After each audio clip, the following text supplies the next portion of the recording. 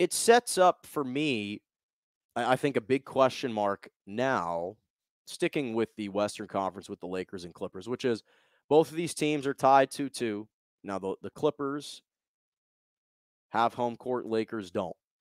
So, which game five is more important, to the Lakers or to the Clippers? I think that this is a really intriguing question. I think that there are so many different ways that you can take this argument and you can discuss this and explicate. But for me, game five to me is much more important to the Los Angeles Lakers than the LA Clippers. And I'll tell you why. The Lakers, first of all, have been dealt the injury bug. And not only have they been dealt the injury bug, but they've been dealt that to their star player in Anthony Davis. And really their stars, because again, LeBron James is still recovering from that high ankle sprain.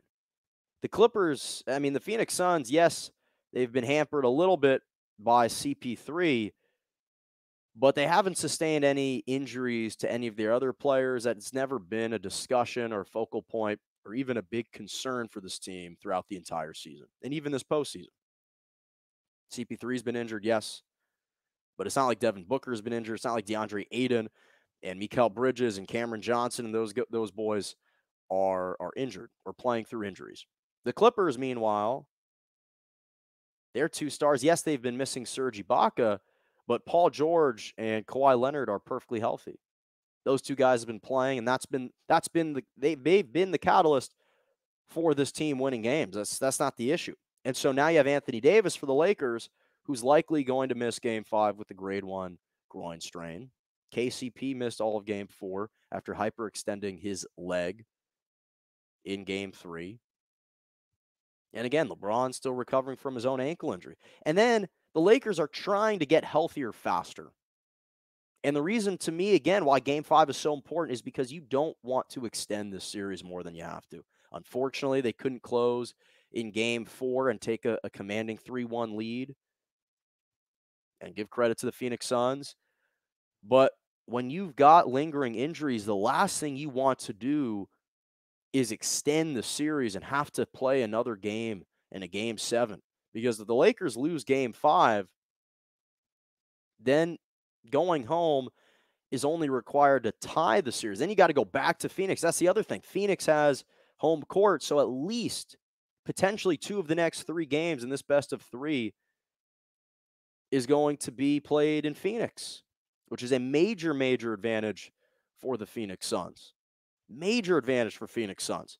So the Lakers are trying to end this series quick, fast, and in a hurry. And juxtapose that, you have the Clippers, who have just showed you that they can go on the road into Dallas and win 2 straight games. And now you've got the last 3 games, 2 of the next 3 games potentially in your building at home. The Clippers have home court. Now, again, what type of team we'll see in LA, I'm not sure.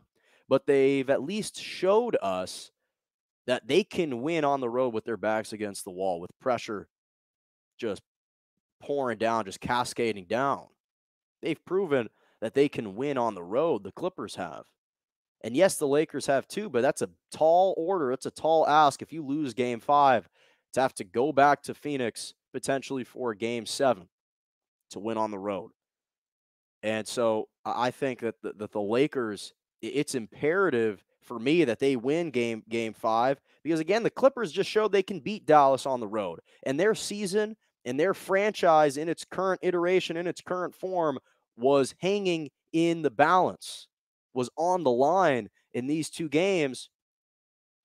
And as of the first 4 games, they have come out with flying colors as of right now. Again, we'll see what type of team they are in Game 5, but you factor in the momentum going on the road for the Lakers versus the Clippers, just 1-2 straight coming back home. So the momentum is with the Phoenix Suns, and you have to be able to quash that if you're the Lakers, as opposed to breathe new life into that.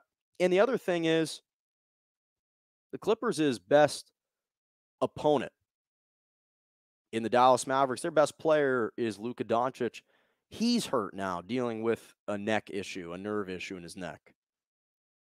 That's going to significantly hinder and impede their ability to be effective offensively. Luka Doncic is the Dallas Mavericks' solar system.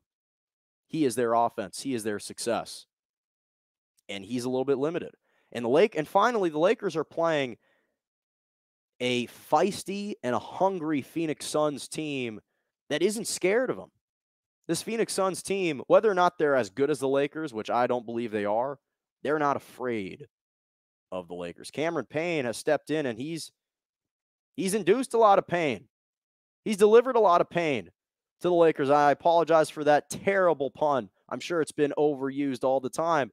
But he's not afraid of the moment. Cameron Johnson, Mikal Bridges, Devin Booker is a baller. He's a dog. I don't care what the shooting percentages is.